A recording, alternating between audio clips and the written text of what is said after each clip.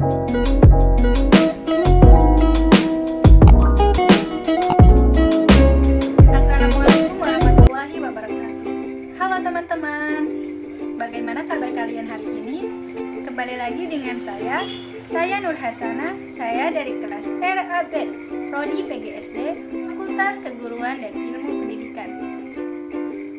Video ini saya buat untuk memenuhi tugas mata kuliah Pengantar Pendidikan dengan dosen pengampu Bapak Fadli Zil Ikram MPD. Dalam video pembelajaran kali ini, saya akan membahas materi di bab 8 yaitu tentang Sistem Pendidikan Nasional. Pasti kalian penasaran kan tentang Sistem Pendidikan Nasional di Indonesia ini? Langsung saja yuk kita simak video kali ini dengan baik.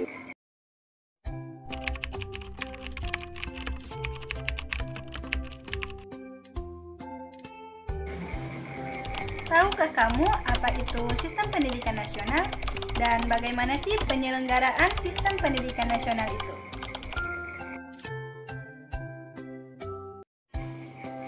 Dari pengertian pendidikan dulu ya teman-teman. Apa sih pendidikan itu? Nah, pendidikan adalah usaha sadar untuk menyiapkan peserta didik agar dapat berperan aktif dan positif dalam kehidupannya yang sekarang dan yang akan datang. Sedangkan pengertian dari pendidikan nasional Indonesia adalah pendidikan yang berakar pada kebudayaan bangsa Indonesia dan berdasar kepada pencapaian tujuan pembangunan nasional Indonesia. Dan pengertian dari sistem pendidikan nasional atau yang sering disingkat menjadi Sisdiknas merupakan satu keseluruhan yang terpadu dari semua satuan dan kegiatan pendidikan yang berkaitan untuk mengusahakan tercapainya tujuan pendidikan nasional. Penyelenggaraan Sistem Pendidikan Nasional. Sistem pendidikan nasional ini diselenggarakan oleh pemerintah dan swasta di bawah tanggung jawab Kementerian Pendidikan dan Kebudayaan serta menteri lainnya. Seperti pendidikan agama oleh Menteri Agama, pendidikan akabri oleh Menteri Pertahanan dan Keamanan. Penyelenggaraan sistem pendidikan nasional ini dilaksanakan melalui bentuk-bentuk kelembagaan beserta program-programnya.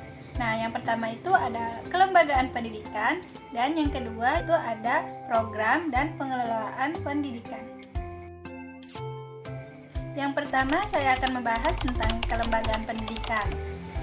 Pendidikan nasional dilaksanakan melalui lembaga-lembaga pendidikan baik dalam bentuk sekolah maupun dalam bentuk kelompok belajar.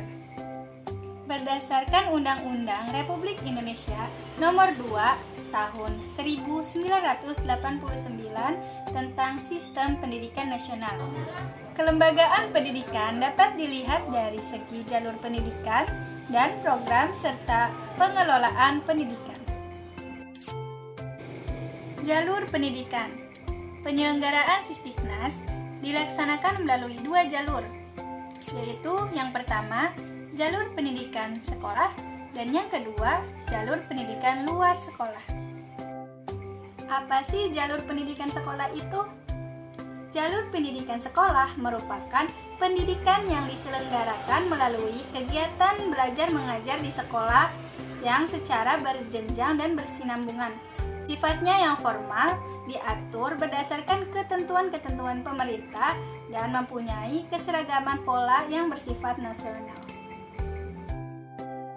Dan apa sih jalur pendidikan luar sekolah itu? Jalur pendidikan luar sekolah merupakan pendidikan yang bersifat kemasyarakatan yang diselenggarakan di luar sekolah melalui kegiatan belajar mengajar yang tidak berjenjang dan tidak berkesinambungan. Contohnya itu seperti kepramukaan atau kita mengikuti ekstrakurikuler, mengikuti berbagai kursus yang lainnya. Jenjang pendidikan.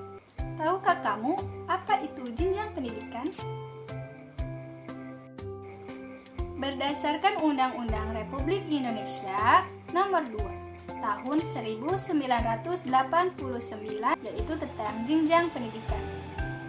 Jenjang pendidikan adalah suatu tahap dalam pendidikan berkelanjutan yang ditetapkan berdasarkan tingkat perkembangan peserta didik serta keluasan dan kedalaman bahan pengajaran. Jenjang pendidikan terbagi menjadi 3 tahap. Yang pertama, jenjang pendidikan dasar, yang kedua, jenjang pendidikan menengah, dan yang ketiga, jenjang pendidikan tinggi. Jenjang pendidikan dasar. Pendidikan dasar diselenggarakan untuk memberikan bekal dasar yang diperlukan untuk hidup dalam masyarakat berupa pengembangan sikap, pengetahuan, dan keterampilan dasar. Berdasarkan Undang-Undang Republik Indonesia Nomor 2 Tahun 1989 menyatakan dasar dan wajib belajar pada pasal 14 ayat 1 bahwa warga negara yang berumur 6 tahun berhak mengikuti pendidikan dasar. Dan ayat 2 menyatakan bahwa warga negara yang berumur 7 tahun berkewajiban mengikuti pendidikan dasar atau pendidikan yang setara sampai tamat. Jenjang pendidikan menengah. Pendidikan menengah yang lamanya 3 tahun sesudah pendidikan dasar diselenggarakan di SLTA atau Satuan Pendidikan yang Sederajat. Pendidikan menengah terbagi menjadi beberapa bagian, yaitu pendidikan menengah umum, pendidikan menengah kejuruan, pendidikan menengah luar biasa, pendidikan menengah kedinasan, dan juga pendidikan menengah keagamaan. Jenjang pendidikan tinggi. Pendidikan tinggi merupakan kelanjutan pendidikan menengah yang diselenggarakan untuk menyiapkan peserta didik menjadi anggota dalam masyarakat yang memiliki kemampuan akademik atau profesional yang dapat menerapkan, mengembangkan, dan menciptakan ilmu pengetahuan, teknologi, dan kesenian. Suatu pendidikan yang menyelenggarakan pendidikan tinggi disebut perguruan tinggi, yang dapat berbentuk akademik, politeknik, sekolah tinggi, institut, dan juga universitas. Yang kedua yaitu tentang program dan pengelolaan pendidikan. Terdapat 2 program, yang pertama ada jenis program pendidikan, dan yang kedua kurikulum program pendidikan. Jenis program pendidikan. Pengertian jenis pendidikan berdasarkan Undang-Undang Republik Indonesia Nomor 2 Tahun 1989 Bab 1 Pasal 1 Ayat 4, yaitu jenis pendidikan adalah pendidikan yang dikelompokkan sesuai dengan sifat dan kekhususan tujuannya. Ada beberapa program pendidikan yang termasuk dalam jalur pendidikan sekolah, diantaranya yaitu pendidikan umum, pendidikan kejuruan, pendidikan luar biasa, pendidikan kedinasan, dan juga pendidikan keagamaan. Pengertian pendidikan umum. Pendidikan umum adalah pendidikan yang mengutamakan perluasan pengetahuan dan keterampilan peserta didik dengan pengkhususan yang diwujudkan pada tingkat-tingkat akhir masa pendidikan. Pendidikan umum berfungsi sebagai acuan umum bagi jenis pendidikan lainnya, yang termasuk pendidikan umum adalah SD, SMP, SMA, dan universitas. Pendidikan kejuruan. Pendidikan kejuruan adalah pendidikan yang mempersiapkan peserta didik untuk dapat bekerja pada bidang pekerjaan tertentu, seperti bidang teknik, jasa tetap SMIP, SMIK, dan juga SMEA. Pendidikan luar biasa. Apa sih pendidikan luar biasa itu? Nah, pendidikan luar biasa adalah pendidikan khusus yang diselenggarakan untuk peserta didik yang menyandang kelainan fisik atau mental. Yang termasuk pendidikan luar biasa adalah SDLB, Sekolah Dasar Luar Biasa. Untuk jenjang pendidikan menengah, masing-masing memiliki program program khusus, yaitu program untuk anak tunanetra, anak tunarungu, dan tunadaksa serta tunagrahita. Pendidikan kedinasan. Apa itu pendidikan kedinasan? Pendidikan kedinasan merupakan pendidikan khusus yang diselenggarakan untuk meningkatkan kemampuan dalam pelaksanaan tugas kedinasan pegawai atau calon pegawai dalam suatu departemen pemerintah atau lembaga pemerintah non-departemen. Yang terakhir yaitu pendidikan keagamaan. Pendidikan keagamaan merupakan pendidikan khusus yang diselenggarakan untuk mempersiapkan peserta didik untuk dapat melaksanakan peranan yang menuntut penguasaan pengetahuan khusus tentang ajaran agama. Kurikulum program pendidikan.